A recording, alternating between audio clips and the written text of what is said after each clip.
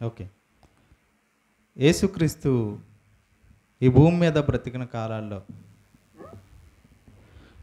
తను ఎన్నో దేవుని మాటలు ప్రకటించిన తర్వాత అందులో ప్రాముఖ్యంగా మనిషికి ఈనాటికే అర్థం కాని అద్భుతమైన మాట యేసుక్రీస్తు ప్రభువు గారు తెలియజేస్తున్నారు. అది మనం చదువుకుందాం. యోహాను సువార్త 6వ అధ్యాయము 63వ వచనం. యోహాను సువార్త 6వ అధ్యాయము 63వ వచనం. ఆత్మయే జీవింపచేయుచున్నది, శరీరము కేవలం నిష్ప్రయోజనము. ఆత్మయే జీవింపచేయుచున్నది, శరీరము కేవలం నిష్ప్రయోజనము. అంటే మనిషిని బ్రతికించేది, మనిషిని నడిపించేది ఆత్మే తప్ప శరీరం మాత్రం, ఒకవేళ ఆత్మ లేకపోతే శరీరం దేనికి పనికిరాదు అన్న సత్యాన్ని సమాజానికి ప్రకటించాడు. శరీరం నిష్ప్రయోజనము అని చెప్పిన యేసే శరీరానికి కావలసిన స్వస్థతలు చేశాడు. స్వస్థత అంటే ఏంటి? ఏది బాగు చేయడం? బాగు చేయడం. స్వస్థత అంటే బాగు చేయడం. రోగగ్రస్తులని, వ్యాధగ్రస్తుల్ని బాగు చేయడమే స్వస్థత. ఆ రోగం దేనికి వచ్చింది? శరీరానికి వచ్చిన రోగం. శరీరంలో కళ్ళు కనిపించకపోవడమో, లేకపోతే మోగవారో, చెవిటివారో, ఇలాంటి వారిని యేసుక్రీస్తు స్వస్థపరిచాడు. అంటే శరీరానికి వచ్చే రోగాన్ని యేసుక్రీస్తు స్వస్థపరిచాడు.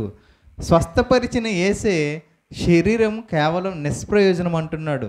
మరి నిష్ప్రయోజనమైన ఈ శరీరానికి క్రీస్తు ఎందుకు స్వస్థతలు చేశాడు? నేటి పాఠం ఏంటి? నేటికి స్వస్థతలు జరుగుతాయా? నిష్ప్రయోజనమైన శరీరం కోసం ఎందుకు చేయాలి? యేసు చేశాడా? యేసుక్రీస్తు స్వస్థతలు చేశాడా? చూడండి, మత్తయి సువార్త 9వ అధ్యాయం 35వ వచనం. మత్తయి సువార్త 9వ అధ్యాయము 35వ వచనం. యేసు వారి సమాజ మందిరములలో బోధించుచు, రాజ్య సువార్త ప్రకటించుచు, ప్రతి విధమైన రోగమును, ప్రతి విధమైన వ్యాధిని స్వస్థపరచుచు సమస్త పట్టణముల యందును గ్రామముల యందును సంచారము చేసెను. యేసుక్రీస్తు స్వస్థత కొన్ని రోగాలు మాత్రమే చేయలేదు. ఎన్ని రోగాలంట? ప్రతి విధమైన రోగమును, ప్రతి విధమైన వ్యాధిని స్వస్థపరచుచు. అంటే యేసు అనేక స్వస్థతలు చేశాడు. అది ఎటువంటి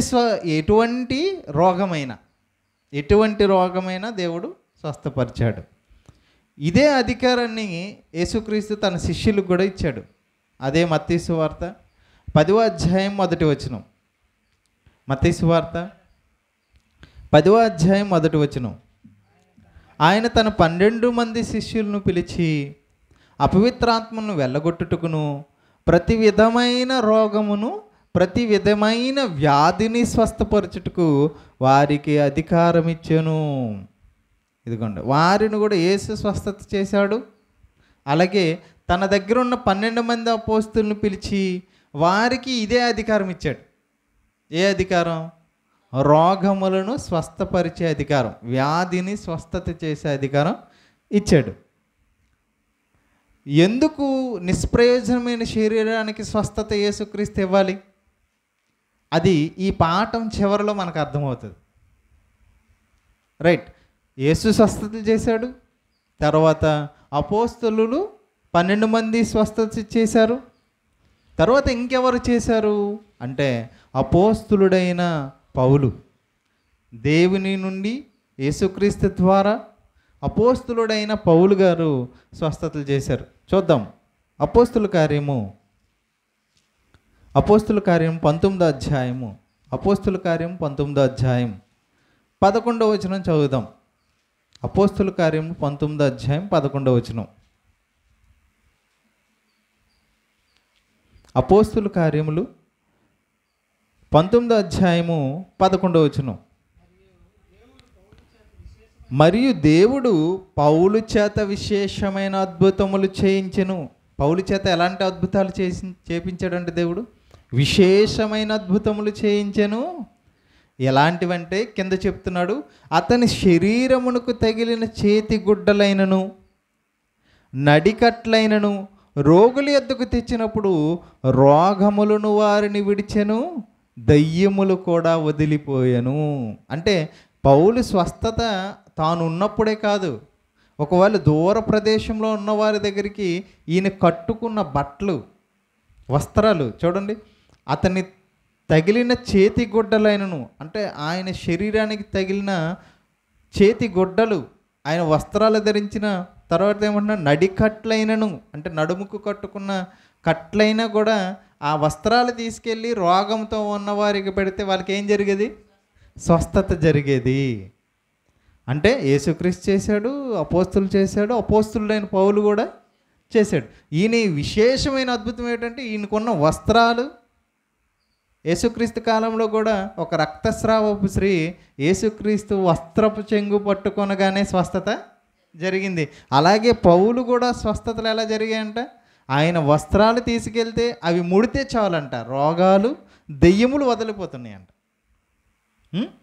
రైట్. ఇంతగా విశేషమైన అద్భుతాలు వీళ్ళకి ఎక్కడి నుంచి వచ్చాయి? యేసుక్రీస్తుకి ఆయన దేవుడు కనుక ఆయన చేయగలిగాడు. మరి వీళ్ళకి ఎలా వచ్చాయి? ఆ మొదటి శతాబ్దపు సంఘంలో ఈ అద్భుత కార్యాలు చేయడానికి అధికారం ఎక్కడి నుంచి వచ్చింది అంటే యేసుక్రీస్తు చెప్పాడనమాట, ఇదిగో నేను వెళ్తున్నాను, మీ కొరకు ఆదరణకర్తని పంపిస్తాను, అప్పుడు మీకు పరిశుద్ధాత్మ వరములు వస్తాయి అని చెప్పాడు. వాటి ద్వారా అపోస్తులులకి, అలాగే అపోస్తులుడైన పౌలు దేవుని చేత నిర్ణయింపబడ్డారు కనుక ఆయన కూడా అపోస్తులు కనుక దేవుడు ఆయనకు కూడా స్వస్థత అధికారం ఇచ్చాడు. అది కొరింథీయులకు రాసిన మొదటి పత్రిక 12వ అధ్యాయము 28వ వచనంలో రాయబడి ఉంటుంది. చూద్దాం. అపోస్తుల కార్యం 12వ అధ్యాయము. మొదటి అపోస్తులైన పౌలు కొరింథీ సంఘానికి రాసిన మొదటి పత్రిక 12వ అధ్యాయము 28వ వచనం చదువుదాం. 28, 29. మరియు దేవుడు సంఘములో మొదట కొందరిని అపోస్తులుగాను, పిమ్మట కొందరిని ప్రవక్తలుగాను, పిమ్మట కొందరిని బోధకులుగాను, అటు పిమ్మట కొందరిని అద్భుతములు చేయవారిగాను, తర్వాత కొందరిని స్వస్థపరచు కృపావరము గలవారిగాను, కొందరిని ఉపకారం చేయవారిగాను, కొందరిని ప్రభుత్వములు చేయవారిగాను, కొందరిని నానా భాషలు మాట్లాడేవారిగాను నియమించెను. అంటే సంఘము అభివృద్ధి చెందడానికి ఇలాగ సంఘంలో ఉన్నవారికి దేవుడు పరిశుద్ధాత్మ వరములు అనుగ్రహించాడు. కొంతమంది భాషలు మాట్లాడడం, కొంతమంది స్వస్థతలు చేయడం, కొంతమంది అద్భుతాలు చేయడం, కొంతమంది బోధ చేయడం. కొంతమంది అందరా? కొంతమంది. 29 అందరూ అపోస్తులులా, అందరూ ప్రవక్తల, అందరూ బోధకుల, అందరూ అద్భుతములు చేయవారా, అందరూ స్వస్థపరచు కృపావరం గలవారా, అందరూ భాషతో మాట్లాడుచున్నారా, అందరూ ఆ భాషల అర్థం చెప్పుచున్నారా అంటే అందరు కాదు, కొందరు. ఓకే. ఈ కొందరు ఈ స్వస్థతలు ఈ అద్భుతాలు ఆ రోజు దేవుడు సంఘాన్ని విస్తృతపరచడానికి వారికి అనుగ్రహించాడు. ఇది ఎంతవరకు ఉంటుంది? శాశ్వత కాలము ఈ కృపావరాలు వాళ్ళకు ఉన్నాయా అని ఆలోచించగలిగితే ఇప్పుడు మనం 12వ అధ్యాయం చదివాం. ఆ పక్కనే ఆ కిందనే 13వ అధ్యాయము 8వ వచనం చదువుదాం. 8 నుంచి చదువుదాం. ప్రేమ శాశ్వత కాలముండును, ప్రవచనములైనను, పైనేమో ప్రవచనాలు మాట్లాడే ప్రవక్తలు అనే పైన రాయబడింది. కిందకు వచ్చేసరికి ఏమంటున్నారు? 12వ అధ్యాయంలో కొందరు ప్రవక్తలు అన్నాడు. అంటే ప్రవక్తలు అంటే ఏం చేస్తారు? వాళ్ళు ప్రవచనాలు చెప్తారు, అంటే జరగబోయే విషయాలు చెబుతారు. కిందకు వచ్చేసరికి ప్రవచనాలను నిరర్ధకములగును, ప్రవచనాలు కూడా ఆగిపోతాయి, చెప్పినా అవి నిజం కాదు. తర్వాత భాషలైనను నిలిచిపోవును, భాషలు కూడా ఏమవుతాయంటే ఆగిపోతాయి. 12వ అధ్యాయంలో వాళ్ళకి ఇచ్చాడు. కొద్ది సంవత్సరాలు కొద్ది నెలల తర్వాత మళ్ళీ ఏం చెప్తున్నాడు అపోస్తులుడైన పౌలు ద్వారా పరిశుద్ధాత్మ ప్రేరేపణ వలన అవి నిలిచిపోతాయి. ప్రవచనములైన నిర్ధకములగును, భాషలైనను నిలిచిపోవును, జ్ఞానమైనను నిరర్ధకమవును. మనము కొంత మట్టుకు ఎరుగుదము, కొంత మట్టుకు ప్రవచించుచున్నాము కానీ. ఇప్పుడు ఏం చెప్తున్నాడు? పూర్ణమైనది వచ్చినప్పుడు పూర్ణము కానిది నిరర్ధకమవును. పూర్ణమైనది వచ్చినప్పుడు పూర్ణము కానిది నిరర్ధకమైపోతుంది. అంటే కొత్తది వచ్చిందంటే పాతది పోతుంది. చూడండి, మనం వాడుకునే వస్త్రాలు ఉంటాయి. కొత్త బట్టలు తీసుకున్నాం అనుకోండి, పాతగిలిన బట్టలు ఏం చేస్తాం? పక్కన పెట్టేస్తాం, దాన్ని వాడడానికి ఇష్టపడం. అలాగే పూర్ణం కానిది ఉండేది పూర్ణమైనది వస్తే పూర్ణం కానిది నిరర్ధకం అవుతుంది. పూర్ణం కానిది ఏంటి, పూర్ణమైనది ఏంటి? అసలు పూర్ణమైనది ఏంటో దేవుడు చెప్తున్నాడు. చూడండి, తిమోతికి రాసిన మొదటి పత్రిక, తిమోతికి రాసిన మొదటి పత్రిక 1వ అధ్యాయం 15వ వచనం. తిమోతికి రాసిన మొదటి పత్రిక 1వ అధ్యాయం 15వ వచనం. పాపులను రక్షించుటకు క్రీస్తు యేసు లోకమునకు వచ్చినను వాక్యము నమ్మతగినదియు పూర్ణాంగీకారమునకు యోగ్యము. ఏంటి? వాక్యము నమ్మదగినదియు పూర్ణాంగీకారమునకు యోగ్యము. అంటే వాక్యం అనేది పూర్ణమైనది. మరి వాక్యం కాకుండా మిగతావన్నీ పూర్ణము కానివి అని చెబుతున్నాడు పౌలు కొరింథీ సంఘానికి. మీకు స్వస్థతలు, కృపావరాలు ఇవన్నీ ఉన్నాయి కదా, భాషలు ఇవన్నీ ఉన్నాయి కదా, ప్రవచనాలు చెప్పే అధికారం ఉంది కదా, ఇవన్నీ పూర్ణము కానివి. పూర్ణమైనది ఏంటి? వాక్యము, దేవుని మాట. పూర్ణమైనది వచ్చినప్పుడు పూర్ణం కానిది ఏమైపోతుంది? ఆగిపోతుంది, నిరర్ధకమైపోతుంది. అవి కొద్ది కాలం మాత్రమే ప్రయోజనకరం, కానీ పూర్ణమైనది వస్తే అందరికీ ప్రయోజనకరం అని పరిశుద్ధాత్మ వలన పౌలు గారు చెబుతున్నారు సంఘానికి. పూర్ణమైనది ఏంటైతే? వాక్యము. అవునా? చూడండి, అవునా కాదో చివరిలో కండిషన్ పెట్టాడు దేవుడు. ప్రకటన గ్రంథం 22వ అధ్యాయం 18వ వచనం. ప్రకటన గ్రంథం 22వ అధ్యాయం 18వ వచనం 19వ వచనం. వాక్యం పూర్ణమైనదా కాదా మనకు తెలియాలి. వాక్యం కంటే పూర్ణమైనది ఇంకేమైనా ఉందా? కదా, చూద్దాం. ప్రకటన గ్రంథం 22వ అధ్యాయం 18, 19 వచనాలు. ఈ గ్రంథమందున్న ప్రవచన వాక్యములు విను ప్రతివానికి నేను సాక్ష్యం ఇచ్చినదేమనగా, ఎవడైనను వీటితో మరి ఏదైనా కలిపిన ఎడలా, అంటే వాక్యంతో ఏది కలపకూడదంట, కలిపిన ఎడలా ఈ గ్రంథములో రాయబడిన తెగుళ్ళు దేవుడు వానికి కలుగు చేయను. అంటే ఈ వాక్యం పరిపూర్ణమైపోయింది, సంపూర్ణంగా రాయబడింది కనుక ఈ వాక్యానికి మళ్ళీ క్రొత్తగా మీరేమీ కలపకూడదు. ఎందుకు? పూర్ణమైపోయింది. పరిపూర్ణంగా దేవుడు ఏమేమి మనుషులకు చెప్పాలనుకుంటున్నాడు అన్నీ ఈ గ్రంథంలో చెప్పేశాడు. అది చెప్పిన దాన్ని మనం చదువుకోలే తప్ప మళ్ళీ క్రొత్తగా మనం నాకు దేవుడు బయలుపరిచాడని మళ్ళీ బోధించకూడదు. వాక్యంలో ఏముందో అదే చెప్పాలి. ఈ గ్రంథములో వ్రాయబడిన తెగుళ్ళు దేవుడు వానికి కలుగజేయును. ఎవడైనను ఈ ప్రవచన గ్రంథమందున్న వాక్యములలో ఏదైనాను తీసివేసిన ఎడల, అంటే తీసివేయడానికి కానీ కలపడానికి కానీ అవకాశం లేకుండా దేవుడు దీన్ని పూర్ణముగా రాపించాడు.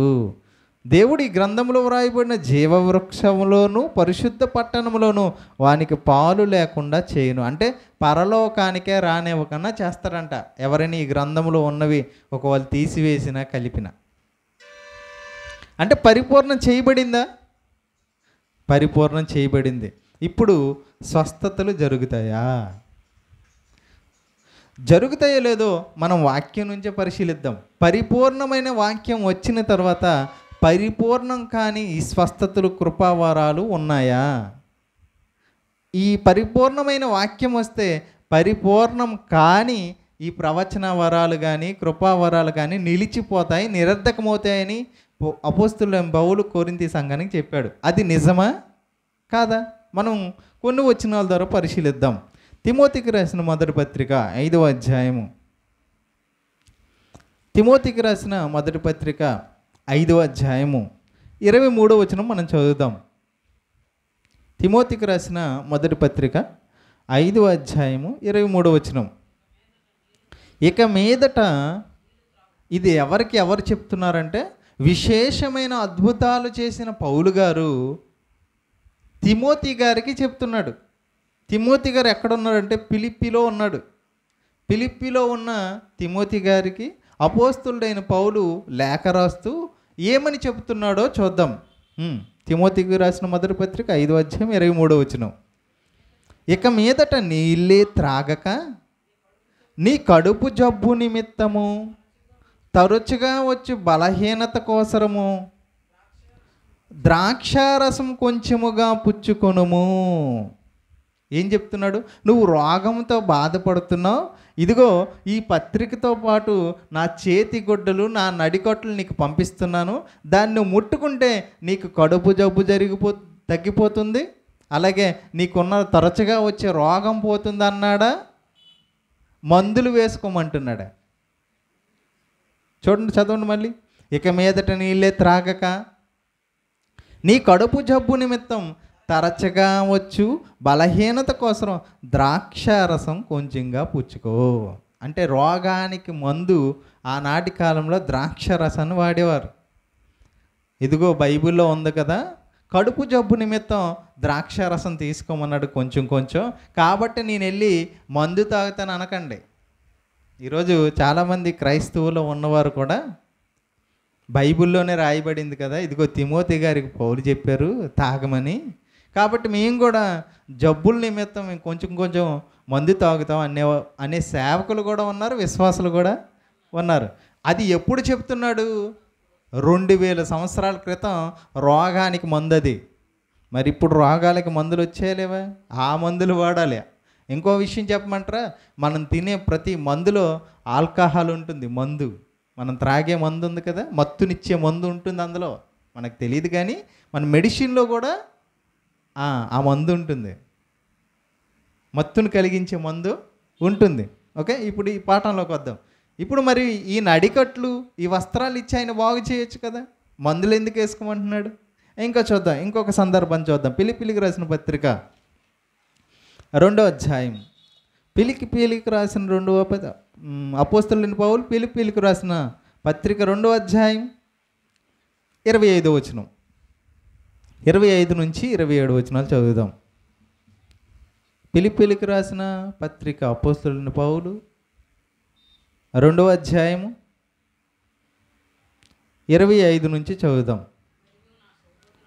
మరియు నా సహోదరుడును, జత పనివాడును, నా తోడి యోధుడును, నా దూతయు, నా అవసరమునకు ఉపచరించేవాడుననే ఎపఫ్రొదితును మీ యొద్దకు పంపుట అగత్యమని అనుకుంటుని. ఈ ఫిలిప్పీల సంఘానికి పత్రిక రాస్తూ తిమోతి ద్వారా ఈ పత్రికను పంపిస్తూ ఏం చెప్తున్నాడు? ఫిలిప్పీలో తిమోతి ఉన్నాడు సంఘాధ్యక్షుడిగా, ఫిలిప్పీ సంఘం ఉంది, ఆ సంఘానికి ఒక పత్రిక రాస్తున్నాడు. ఆ పత్రికలో ఏం చెప్తున్నాడంటే, నా సహోదరుడు ఉన్నాడు ఇక్కడ, నా జత పనివాడు, నా సేవలో ఆయన కూడా జత పనివాడు, నా తోటి యోధుడు, నేను ఎలాగైతే సువార్త పనిలో వెళ్తున్నానో అలాగే యోధుడిగా ఉన్నాడు. మీ దూతయు, ఇదిగో మీకు దూతగా మీ పత్రిక తీసుకురావడానికి, మీకు పత్రిక, ఈ ఫిలిప్పీ పత్రిక తీసుకురావడానికి దూతగా ఉన్నాడు.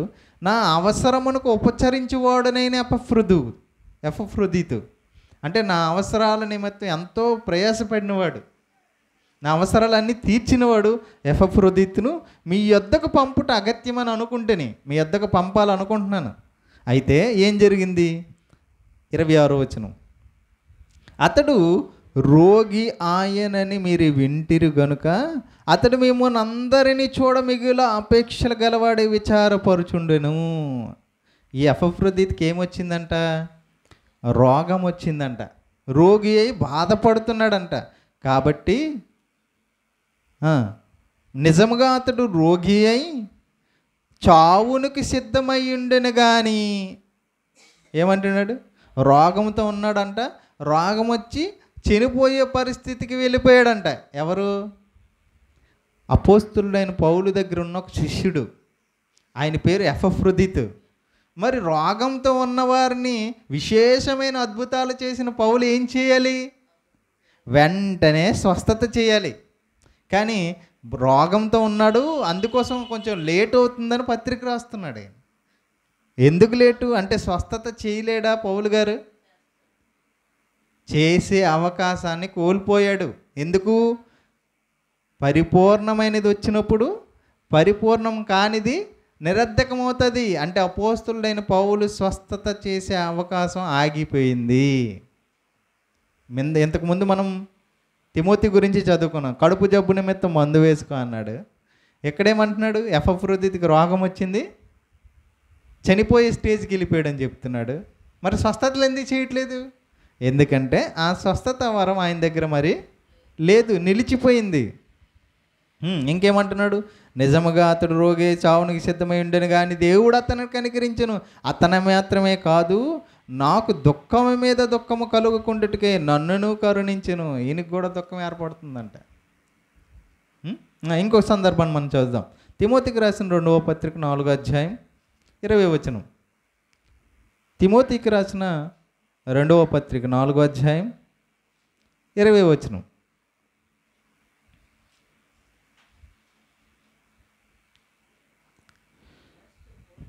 ఎరస్తు కొరింథులో నిలిచిపోయెను, త్రోఫిము రోగి అయినందున అతని మిలేతులో విడిచి వచ్చి తిని. అపోస్తలుడైన పౌలు ఏం చెప్తున్నాడు? త్రోఫిము నా శిష్యుడు ఉన్నాడు కదా, అతనికి రోగం వస్తే నేను ఎక్కడ వదిలేశాను? మిలేతులో వదిలేసి వచ్చేసాను. అదేంటి? రోగంతో ఉన్నవాడిని స్వస్థత చేసి తీసుకురావాల్సిన పౌలు గారు రోగం వచ్చిందని మిలేతు అనే పట్టణంలో వదిలేసి వచ్చాడంట. మరి స్వస్థత లేదా పౌలు దగ్గర? అంటే వాక్యము వచ్చిన తర్వాత, పరిపూర్ణమైన వాక్యం వచ్చిన తర్వాత సంపూర్ణం కానీ పరిపూర్ణం కానీ ఈ కృపావరాలు ఆగిపోయన్న సంగతి ఈ వచనాల ద్వారా మనకు అర్థమవుతుంది.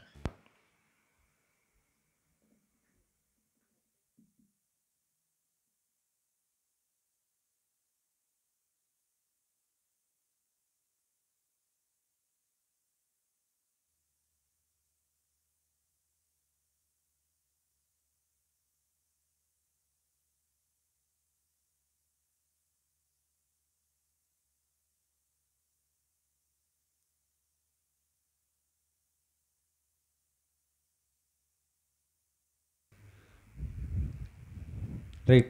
విశేషమైన అద్భుతాలు చేసిన అపోస్తులుడైన పౌలే తన దగ్గర ఉన్న ప్రియమైన శిష్యులు నా ప్రియ కుమారులు అని ప్రస్తావన చేసిన వీరి జీవితంలో జరిగిన అనారోగ్యాలు, రోగం వచ్చినప్పుడు ఏం చేశాడు పౌలు గారు? ఎందుకు అంటే అప్పటికే ఆయన జీవితంలో స్వస్థతలు అనేవి నిలిచిపోయాయి గనుక. అంటే పౌలు తనతో ఉన్నవారికి ఏమని చెప్తున్నాడు? మీరు మెడిసిన్ వాడండి, మందులు వాడండి అని విశేషమైన అద్భుతాలు చేసిన పౌలే చెప్పేశాడు. ఇంక ఈ అపోస్తలుడైన పౌలు కానీ, స్వస్థతలు చేసేవారు కానీ, వాళ్ళు ఏం చేసుకునేవారంటే తన జీవితం కోసం ఎప్పుడైతే వారికి ఆర్థికంగా ఇబ్బందులు వస్తున్నాయో అప్పుడు ఏం చేసేవారు? డేరాలు కుట్టేవారు. అపోస్తలుడైన పౌలు ఏం చేసేవాడు? వృత్తి చేసేవాడు. డేరాలు కుట్టుకొని కష్టపడే అపోస్తలులు కూడా తమ పనులు తాము చేసుకుంటూ ఇలాగ దేవుని కార్యక్రమంలో ఉండేవారు. కానీ నేటి స్వస్థత బోధకులు ఏం చేస్తున్నారు చెప్పండి? వ్యాపారాలు చేస్తున్నారు. దేనిపైన? స్వస్థతల పైన. ప్రార్థనకి ఒకవేళ సంఘములో ఉన్న సంఘ పెద్ద చేయాలంటే ప్రార్థన ఒక రేటు, పాస్టర్ గారు ఒక కుమారుడు ప్రార్థన చేస్తే ఒక రేటు, పాస్టర్ అమ్మగారు చేస్తే ప్రార్థనకి రేటు చెబుతున్నాను మీకు. అంటే పెద్ద సేవకుడు చేయాలంటే దాని రేటు వేరు, అంటే హై రేంజ్ అనమాట. వాళ్ళేమో నిజంగా స్వస్థతలు చేసిన వాళ్ళే కష్టపడి పని చేసుకుంటుంటే అసలు అద్భుతాలే చేయలేని వీళ్ళు ఈ స్వస్థతలు చేస్తాం, స్వస్థత ప్రార్థనలు అంటూ ఏం చేసుకుంటున్నారు? వ్యాపారం చేసుకుంటున్నారు. అంతేకాకుండా ఆయిల్ బాటిల్స్ చూడండి, చాలామంది క్రైస్తవులు బాటిల్స్, నూనె బాటిల్ పట్టుకొని ప్రార్థన చేయమని వస్తుంటారు. ఆయిల్కి ఎందుకు ప్రార్థన చేపిస్తారు అంటే, ఇదిగో పాస్టర్ గారు అలా చేపించారు, సేవకులు అలా నేర్పించేశారు. ఒకవేళ మామూలుగా కొనుక్కుంటే ఒక ఆయిల్ బాటిల్ 10 రూపాయలు అయితే, ఒకవేళ ప్రార్థన చేసిన బాటిల్ అనుకో 100 రూపాయలకి వెళ్ళిపోద్ది. చూసారా? అంటే ఇలాగా లేనివి మేము చేస్తామంటూ ఇలా చేసుకుని వస్తున్నారనమాట. అంతేకాదు అపోస్తులు చెయ్యని విషయాలు కూడా వీళ్ళు చేస్తారు. ఏంటో తెలుసా? వాళ్ళైతే స్వస్థతలు చేశారు, కానీ వీళ్ళైతే అప్పులు కూడా తీరుస్తామంటారు. విన్నారా ఏ రోజైనా? మీకు అప్పులు బాధలా? అయితే ఈ నెంబర్కి ఫోన్పే చేయండి, మీకోసం ప్రార్థన చేస్తాం. మీకు సెల్లంగి పెట్టారా? అయితే మీకోసం ప్రార్థన చేస్తాం, మాకు ఫోన్పే చేయండి. అంటే వాళ్ళు కూడా చేయని స్వస్థతలు ఎవరు చేసేస్తారంట? వీళ్ళు చేసేస్తారంట. ఇలాగ సమాజంలో చేతబడులా, కడుపుల నొప్ప, జ్వరమా, జలుబు కూడానా? జలుబుకు కూడా స్వస్థత చేస్తారంట. ఇలాగ రకరకాల శరీర సంబంధమైన రోగాలు ఏవైతే మనిషిని వెంటాడుతున్నాయో వాటన్నిటిని మేము స్వస్థత చేస్తామంటున్నారు. ఈ స్వస్థత నువ్వు ఎన్నిసార్లు వెళ్ళాలో తెలుసా? 7 వారాలు మా ప్రార్థనా మందిరానికి వస్తే, స్వస్థత శాలకు వస్తే, స్వస్థత శాలలు కూడా వెలిసాయి. మీకు తెలుసా? అంటే ప్రత్యేకంగా అక్కడ స్వస్థతలు మాత్రమే ప్రార్థన చేస్తారు, అక్కడ స్వస్థతలు మాత్రమే జరుగుతాయంట. ఎన్ని రోజులు రావాలంట? తప్పకుండా 7 వారాలు ప్రతి శుక్రవారం వచ్చేయాలి. ఎక్కడికి? స్వస్థత శాల. ఇప్పుడు స్వస్థత శాలే ఉంది, తర్వాత స్కూల్ కూడా ప్రారంభం అయిపోవచ్చు, తర్వాత యూనివర్సిటీ కూడా. అంటే ఇప్పుడు ఎలా అయితే స్కూల్ పిల్లలకి 1 to 9 ఎలాగైతే 10th వరకు చదువుతున్నారో, డిగ్రీలు కూడా వచ్చి అందులో. అలా ఇప్పుడు క్రైస్తవ ప్రపంచం తయారైపోయింది. స్వస్థత చేయాలి, జరగాలంటే ఎన్ని రోజులు పడుతుందంట? 7 వారాలు పడుతుందంట. మరి అపోస్తులుడైన యేసుక్రీస్తు అయిన స్వస్థత 7 వారాలు పట్టిందా? వెంటనే జరిగిందా? చూడండి, అపోస్తుల కార్యం 3వ అధ్యాయం 2వ వచనం. అపోస్తుల కార్యం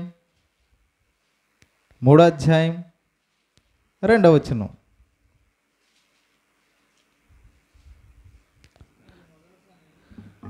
పుట్టినది మొదలుకొని కుంటివాడైన ఒక మనుష్యుడు మోసుకొని పోబడుచుండెను. వాడు దేవాలయంలో వెళ్ళి వారికి భిక్షమడుటకు. చూడండి, ఈయన ఎప్పటి నుండి అంట కుంటివాడు? పుట్టినది మొదలుకొని కుంటివాడంట. అంటే కళ్ళకు కనిపిస్తున్నాడా కుంటివాడుగా?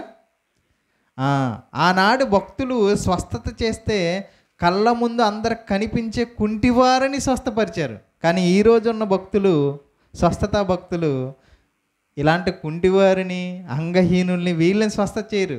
ఎక్కడ స్వస్థత జరుగుతుంది అంటారు? లోపల స్వస్థత అంట. బయటికి కళ్ళ ముందు కళ్ళార చూస్తున్న రోగుల్ని స్వస్థపరిచిన వారు వాళ్ళైతే, వీళ్ళు అలాంటి స్వస్థతలు చేయరంట. మరి ఎలాంటి స్వస్థతలు చేస్తారు చెప్పండి? లోపల నాకు గడ్డు ఉండేదండి. ఎక్కడ? కడుపు లోపల. మరి బయట అయితే కనిపించేస్తుంది, లోపల కనుక కనిపించదు. కనుక వాళ్ళు ఏది చెప్పినా మనము నమ్ముతాం. నాకు తలలో బ్రెయిన్లో రాయి ఉండేదండి, అది కరిగిపోయిందంట. కిడ్నీలో రాళ్ళు ఉండేవండి, అవి మనం చూడగలమా వాటిని?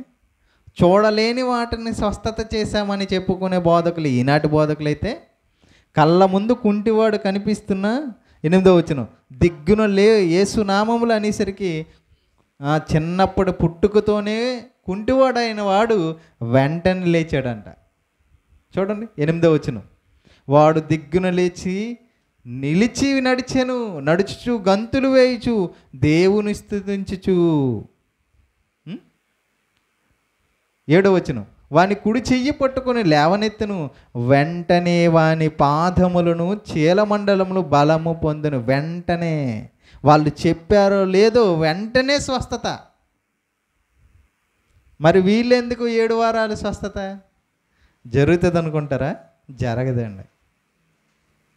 వెంటనే దేవుడు స్వస్థతలు జరిగిస్తే ఆనాటి కాలంలో, మరి ఇప్పుడు ఎందుకు 7 వారాలు పడుతుంది? 7 వారాల్లో కూడా నిజంగా జరుగుతుందా? జరగదు. కొంతమందిని స్వస్థత చేశారా వాళ్ళు? అంతమందిని స్వస్థత చేశారా? మత్తయి సువార్త 12వ అధ్యాయం, మత్తయి సువార్త 12వ అధ్యాయం 15, 16 వచనాలు చదువుకుందాం. మత్తయి సువార్త 12వ అధ్యాయం 15, 16 వచనాలు.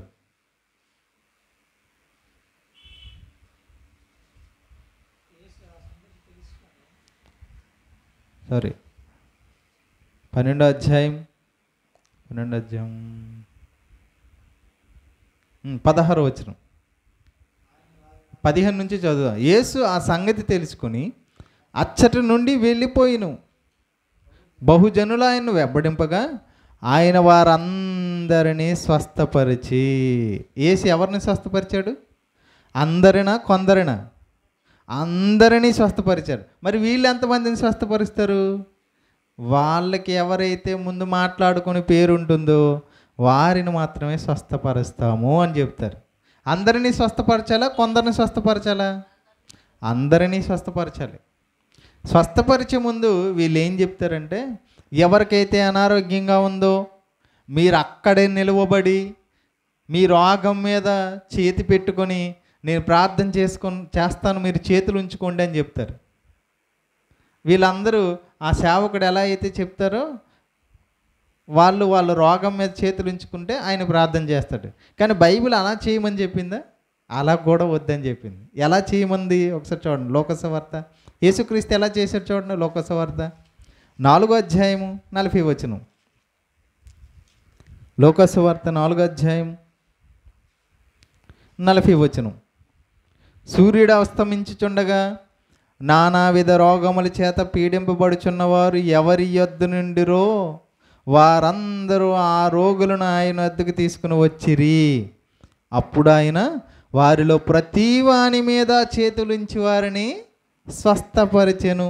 ప్రతి వాని మీద చేతులుంచి వారిని స్వస్థపరిచెను. యేసు వచ్చేసరికి చాలామంది రోగులు తీసుకుని వచ్చారు. అప్పుడు యేసుక్రీస్తు ఎలా చెప్పలేదు? మీ రోగాల మీద మీరు చేతులు ఉంచుకోండి, నేను ప్రార్థన చేస్తాను అనలేదు.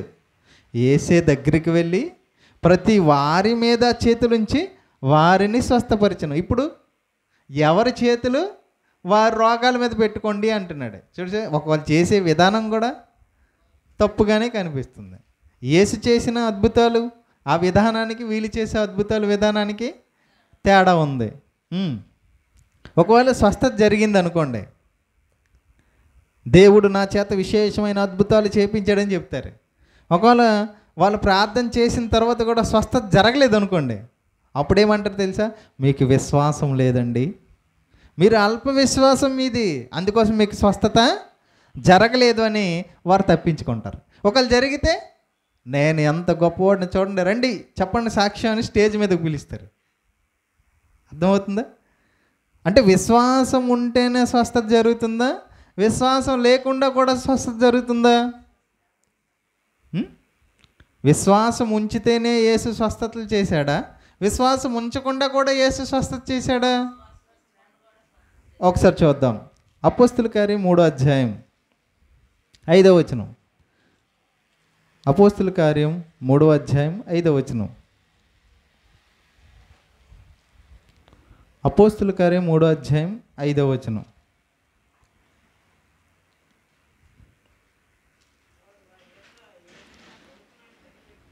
వాడు వారి యొద్ద ఏమైనా దొరుకునని కనిపెట్టుచు వారి యందు లక్ష్యముంచెను.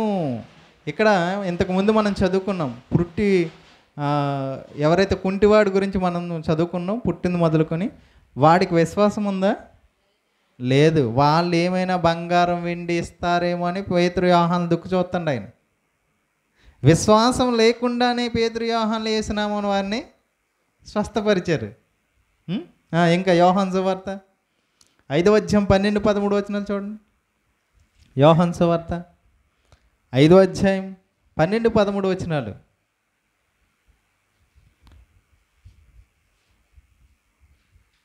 యోహాను సువార్త 5వ అధ్యాయం 12, 13 వచనాలు. ఇక్కడ సందర్భం ఏంటి? బెతెస్దా అనే కోనేరు దగ్గర 38 సంవత్సరాల నుంచి ఒక కుష్ఠువాడు ఉన్నాడంట. ఆయన దగ్గరికి యేసుక్రీస్తు వచ్చాడు. వచ్చి 12వ వచనం, వారు నీ పరుపెత్తుకొని నడువుమని నీతో చెప్పిన వాడెవడని వాడిని అడిగిరి. యేసుక్రీస్తు ఆయనకి ఏం చెప్పాడు? నీ పరుపెత్తుకొని నువ్వు నడువు అనేసరికి స్వస్థత ఆయనకి జరిగింది. ఇప్పుడు వాళ్ళు వచ్చి నీకు ఎవరు స్వస్థత చేశారు అని ప్రధాన యాజకులు, శాస్త్రులు, పరిచయాలు అడిగితే వాడు చెప్తున్నాడు, వారు నీ పరుపెత్తుకొని నడువుమని నీతో చెప్పిన వాడెవడు, నీకు అలా చెప్పింది ఎవరు అని అడిగినప్పుడు ఆయన ఏమన్నాడు చూడండి 13వ వచనం, ఆయన ఎవడో స్వస్థత నొందిన వానికి తెలియలేదు. అంటే యేసుక్రీస్తునందు విశ్వాసం ఉంచకపోయినా స్వస్థత కాదు, అసలు యేసు ఎవరో తెలియకపోయినా స్వస్థత జరిగింది. ఈయన యేసుక్రీస్తు ఎవరో ఈయనకి తెలియదంట, కానీ యేసు స్వస్థత చేశాడు. కానీ వీళ్ళు ఏమంటారు? విశ్వాసం లేదమ్మా నీకు, అందుకోసం నీకు స్వస్థత లేదు, జరగలేదు అంటారు. చూడు ఎంత అబద్ధం చెప్తున్నారు వీళ్ళు. ఇంకో సందర్భం చూద్దాం. 8వ అధ్యాయం మత్తయి సువార్త, యోహాను సువార్త 9వ అధ్యాయం 35, 36. యోహాను సువార్త 9వ అధ్యాయం 35, 36. పరిసయ్యులు వానిని వెలివేసిరని యేసు విని వాని కనుగొని, నీవు దేవుని కుమారుని యందు విశ్వాసం ఉంచుచున్నావా అని అడిగాను. ఇక్కడ ఈయనెవరు? పుట్టి గుడ్డివాడు. అసలుకి ఈయన యేసు అంటే ఎవరో తెలీదు, యేసునందు విశ్వాసం ఉంచడం అంటే ఏటో తెలీదు. కానీ గుడ్డివాడు స్వస్థత పొందాడు, తన అంధత్వాన్ని కోల్పోయి మంచి కన్నులు కలిగి ఉన్నాడు. అక్కడికి యేసు వచ్చాడు, ఈయన వెలివేశారని యేసు వచ్చాడు. అప్పుడు యేసు అడుగుతున్నాడు ఆయనకి, ఆ గుడ్డివాడికి అడుగుతున్నాడు, కన్నులు పొందిన స్వస్థత పొందిన ఆయనకు అడుగుతున్నాడు, పరిసయ్యులు వాని వెలివేసిరని యేసు విని వానిని కనుగొని, నీవు దేవుని కుమారుని యందు విశ్వాసం ఉంచుచున్నావా అని అడిగాడంట. అందుకు వాడు, ప్రభువా, నేను ఆయన యందు విశ్వాసం ఉంచుటకు ఆయన ఎవడని అడిగాడండి. స్వస్థత పొందుకున్న ఆయనకే యేసు ఎవరో తెలీదు, కానీ స్వస్థత జరిగింది. విశ్వాసం ఉంచలేదు, కానీ స్వస్థత జరిగింది. మరి నేడున్న క్రైస్తవ స్వస్థత బోధకులు ఏమంటారు? నీకు విశ్వాసం లేదు కనుక స్వస్థత జరగదు అంటారు. చూసారు? స్వస్థతలు జరిగిన తర్వాత యేసు ఏం చెప్తున్నాడు వారితో? స్వస్థతలు చేసిన తర్వాత, నిజంగా యేసుక్రీస్తు స్వస్థతలు చేసిన తర్వాత కూడా వారితో యేసు ఏం చెప్తున్నాడో మనం కొన్ని మాటలు మనం చదువుదాం. ఇంకా చూడండి, ఇదే అపోస్తుల కార్యం 14వ అధ్యాయం 9వ వచనంలో కూడా ఒక మంచి సందర్భం రాయబడి ఉంది. అపోస్తుల కార్యం 14వ అధ్యాయం 9వ వచనం.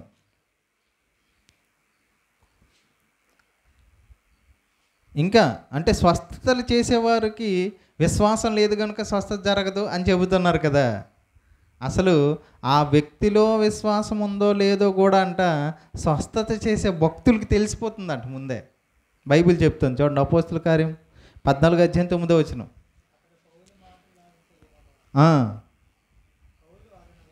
అతడు పౌలు మాట్లాడుట వినును, పౌలు అతని వైపు తెరిచూసి స్వస్థత పొందుటకు అతనికి విశ్వాసం ఉండేనని గ్రహించి.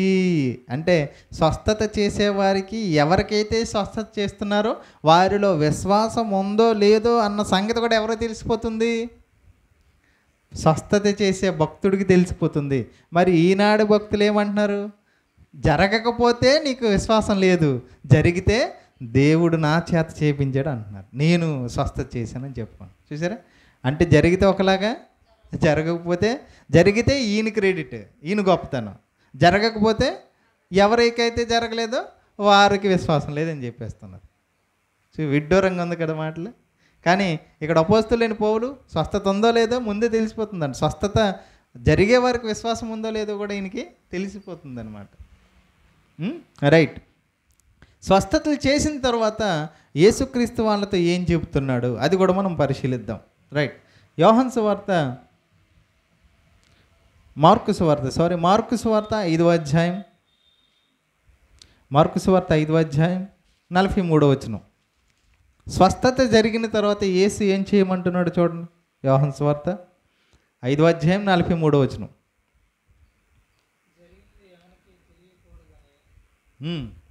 జరిగినది ఎవనికి తెలియకూడదని ఆయన వారికి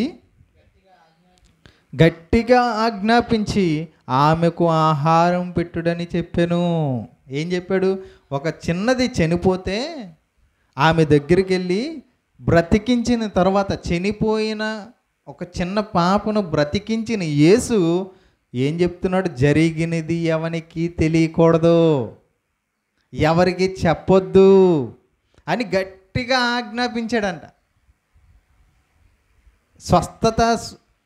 నిజంగా స్వస్థత చేసిన యేసుక్రీస్తే స్వస్థత జరిగిన తర్వాత ఎవరికి చెప్పొద్దు అంటున్న యేసు ఎక్కడ? ఏ స్వస్థత చేయని ఈనాటి స్వస్థత బోధకులు స్టేజ్ మీదకి పిలిచి నీకు ఏం జరిగిందో స్వస్థత అని నోట్లో మైక్ ఎట్టేస్తారు. ఇలాగా చూసారా మీరు? మైక్ తీసుకెళ్ళి ఎక్కడ పెడతారు? నోటి దగ్గర పెట్టి. అసలు జరగలేదు వీళ్ళకి. జరగకపోయినా స్టేజ్ మీదకి పిలుస్తున్నారు. జరిగిన యేసుక్రీస్తు, జరిగించిన యేసుక్రీస్తు చెప్పొద్దు అంటున్నాడు. యేసుక్రీస్తు ఎవరిని స్వస్థతపరిచాడంట? చనిపోయిన ఆమెను బ్రతికించాడు.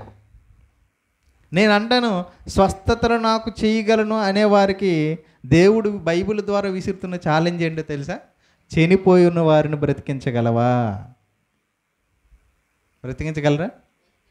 ఒకవేళ నిజంగా నువ్వు స్వస్థత బోధకుడు అయితే చనిపోయిన వారిని బ్రతికించి చూపించాలి నువ్వు.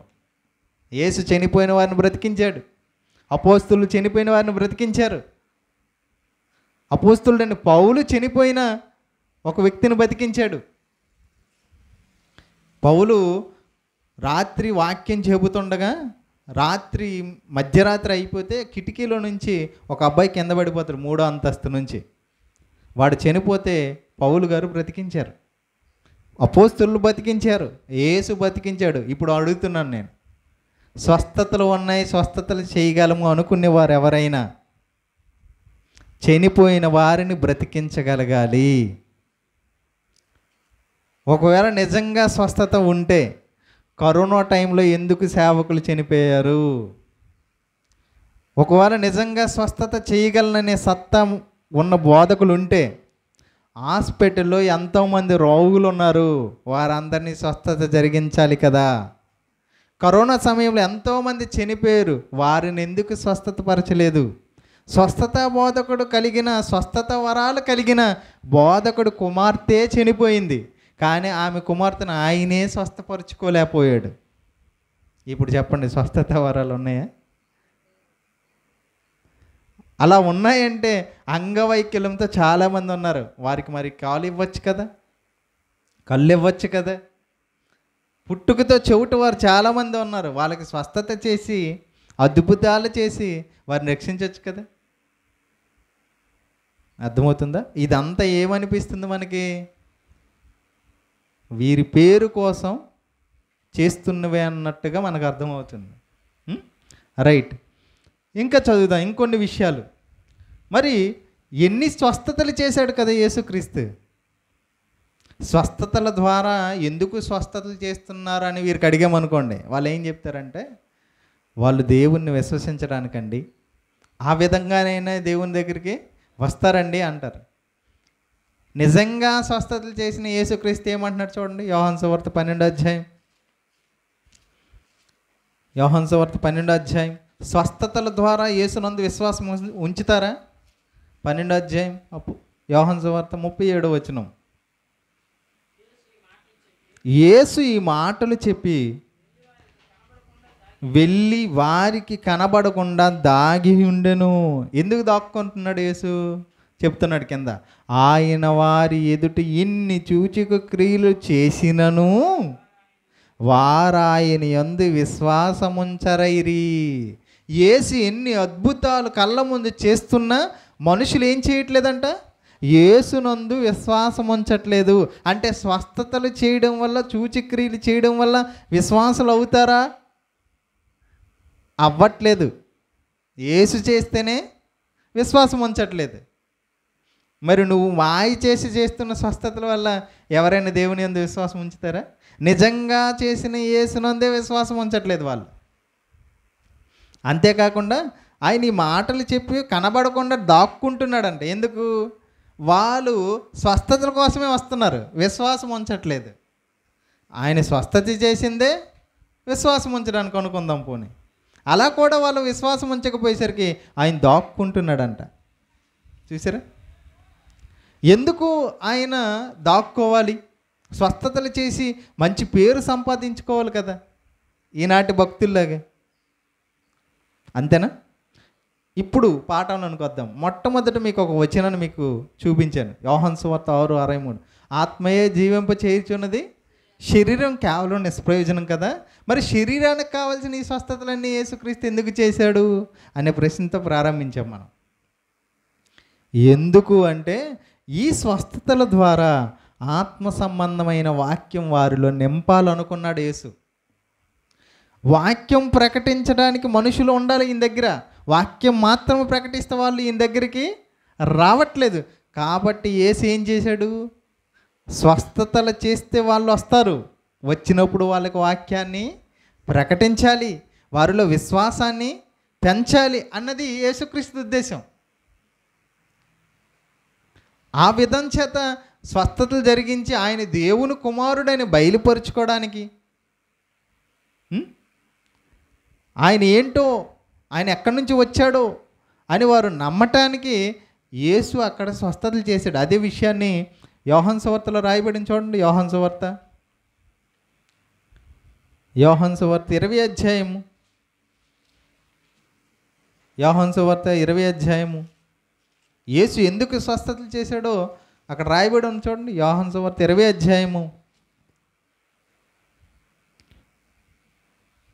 30వ వచనం నుంచి చదువుదాం. 20 అధ్యాయం 30వ వచనం నుంచి. మరియు అనేకమైన ఇతర సూచక్రియలను యేసు తన శిష్యుల ఎదుట చేసెను, అవి ఈ గ్రంథమందు రాయబడి ఉండలేదు. కానీ యేసు దేవుని కుమారుడైన క్రీస్తు అని మీరు నమ్మునట్లును, నమ్మి ఆయన నామమందు మీరు జీవం పొందినట్లును ఇవి వ్రాయబడెను. ఎందుకు యేసుక్రీస్తు స్వస్థతలు చేశాడు? ఆయన దేవుని కుమారుడని రుజువుపరచడానికే. ఆయన చెప్పిన వాక్యం వారు వినాలని. వాక్యం విని ఏది నిత్యము ఉండేది? శరీరమా ఆత్మ? శరీరమా ఆత్మ? శరీరానికి సంబంధించిన స్వస్థతలు చేసి ఆత్మ సంబంధమైన రక్షణ వారికి ఇవ్వాలనుకున్నాడు. ఆ ఆత్మను రక్షించేది ఏంటి? వాక్యము. యాకోబు పత్రిక చూడండి. యాకోబు పత్రిక 1వ అధ్యాయం 21వ వచనం. యాకోబు పత్రిక 1వ అధ్యాయం 21వ వచనం. అందుచేత సమస్త కల్మసమును విర్రవీగుచున్న దుష్టత్వం మాని లోపల నాటబడి మీ ఆత్మనులను రక్షించుటకు శక్తిగల వాక్యము. అంటే ఆత్మలను రక్షించాలన్నది దేవుని ఉద్దేశం. శరీర సంబంధమైన రక్షణ ఇచ్చి వాటి ద్వారా ఆత్మ సంబంధమైన రక్షణ ఇవ్వాలనుకున్నాడు వానికి. కానీ వీళ్ళు వచ్చేది దేనికోసం వస్తున్నారంట?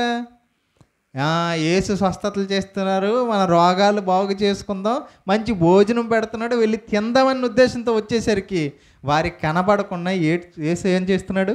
దాక్కుంటున్నాడంట.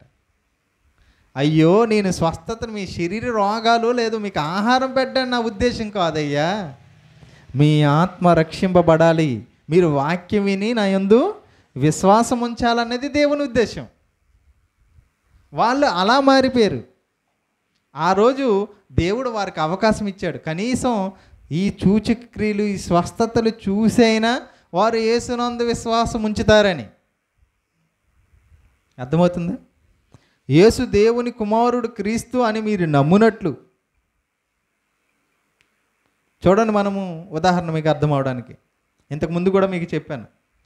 ఏదైనా ఒక ప్రోడక్ట్, కొత్తగా ఏదైనా ప్రోడక్ట్ని లాంచ్ చేశారనుకోండి, తయారు చేసిన తర్వాత అది ప్రజల్లోకి వ్యాపించడానికి ఏం చేస్తారంటే ప్రజల మధ్యకి వచ్చి అది ఎంత బాగా పనిచేస్తుందో చేసి చూపిస్తారు. అది చేసిన తర్వాత ప్రజలు నమ్మి దాన్ని తీసుకున్న తర్వాత మళ్ళీ మళ్ళీ వచ్చి చేస్తారా? చేయరు.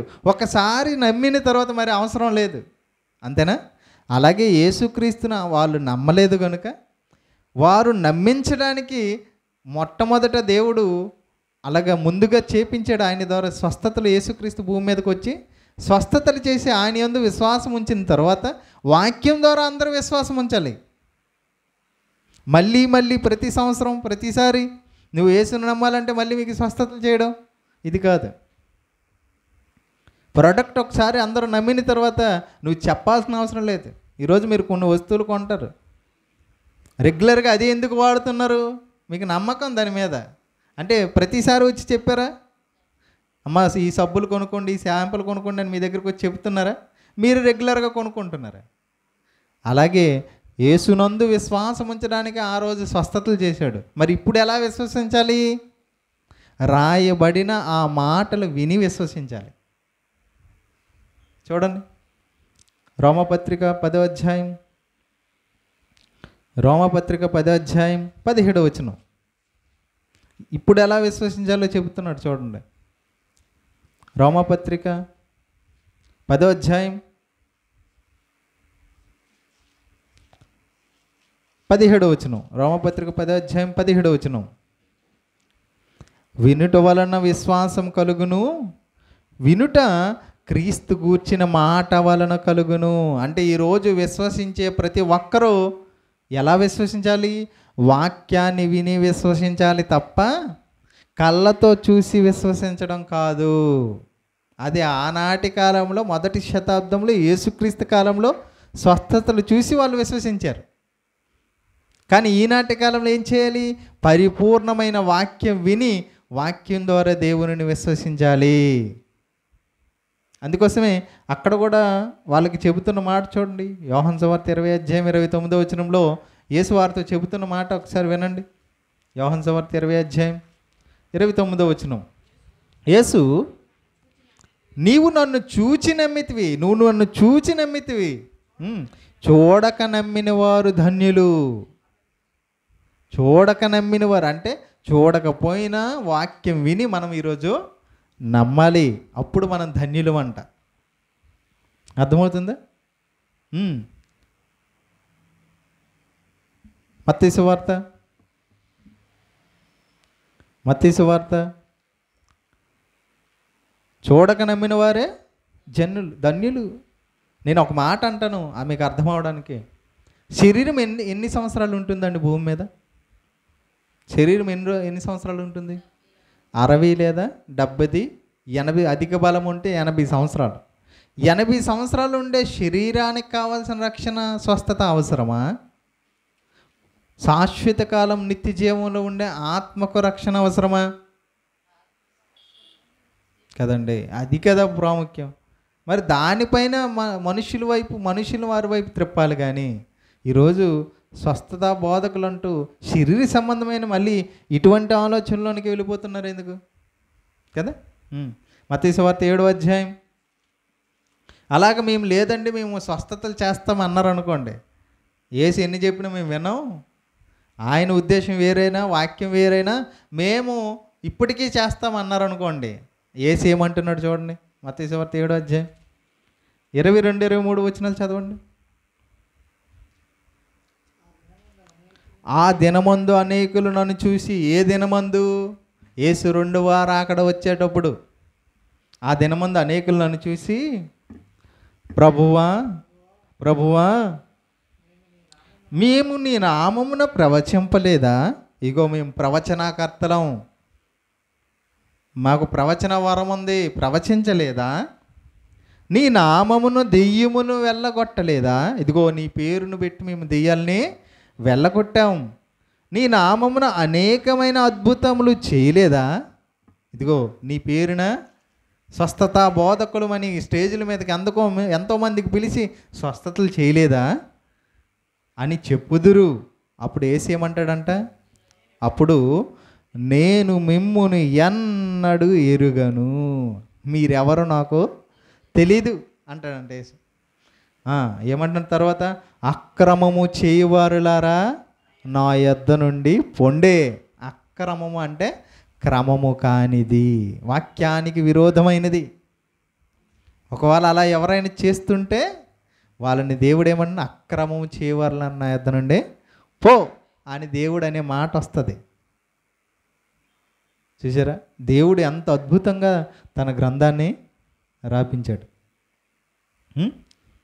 యేసుక్రీస్తే తన మాటల్లో ఇంకో మాట కూడా చెప్పాడండి.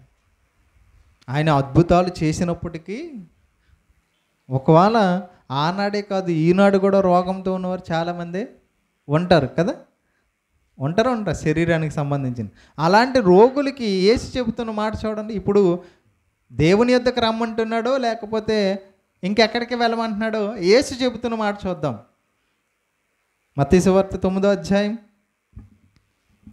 12వ వచనం.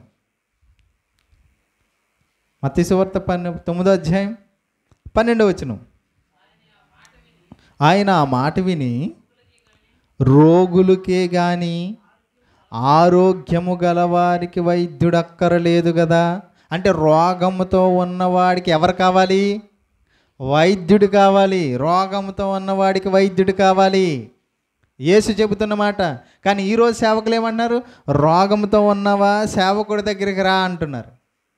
యేసు దగ్గరికి రా, దేవుడు నిన్ను స్వస్థపరుస్తాడు, యేసు నిన్ను స్వస్థపరచును అని పిలుస్తున్నారు ఈరోజు.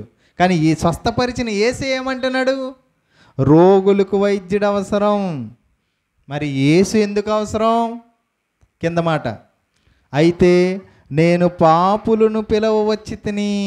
యేసు వచ్చింది పాపులను క్షమించి పవిత్రపరచడానికి, పాపులను రక్షించడానికి యేసు వచ్చాడే తప్ప రోగముతో ఉన్న వారిని స్వస్థపరచాలన్న ఉద్దేశం కాదు. యేసు రక్తము ప్రతి పాపముల నుండి పవిత్రపరచును, నశించిన దానిని వెదకరించుటకు ఏ మనుష్య కుమారుడు లోకమునకు వచ్చెను, ఇతర సమీప గ్రామములో వాక్యము ప్రకటించిన నిమిత్తం వెళ్ళుదుము రండి, ఇందు నిమిత్తమే నేను వచ్చాను అని ఇన్ని విషయాలు యేసుక్రీస్తు చెప్పాడు. అంటే పాపములో బ్రతుకుతున్న మనిషిని రక్షించడానికే యేసు వద్దకు రావాలి, పాపం క్షమించబడ్డానికే యేసు వద్దకు రావాలి తప్ప స్వస్థతలు జరుగుతాయని యేసు వద్దకు రాకూడదు. అది అసలు విశ్వాసమే కాదు. విశ్వాసం అంటే ఏంటి? హెబ్రీయులకు రాసిన పత్రిక 11వ అధ్యాయం 1వ వచనం, విశ్వాసం అనున్నది నిరీక్షింపబడి వాటి యొక్క నిజస్వరూపమును అదృశ్యమైన ఉన్నవాటికి రుజువునై ఉన్నది. అంటే కనిపించని ఆ మహాశక్తి అయిన దేవుడు ఉన్నాడని, ఆ మహాపరలోకం ఉందని. ఒకవేళ యేసుక్రీస్తును అంగీకరించకుండా మరణిస్తే కనిపించిన మరో లోకమైన మృతుల లోకం పాతాళం ఉందని, అక్కడ వెళ్తే శిక్ష తప్పదని ఎవరైతే బ్రతికొండగా విశ్వాసం ఉంచుతారో దేవుని యందు, దానిని విశ్వాసం అన్నాడు ఆయన. ఓకేనండి. స్వస్థతలు నేటికి జరుగుతాయా? స్వస్థత బోధకులు చేయగలరా? మనం దేనికి ఎందుకు యేసునందు విశ్వాసం ఉంచాలి? పాపక్షమాపణ కోసం, పరలోకం కోసం. ప్రార్థన చేసుకుందాం.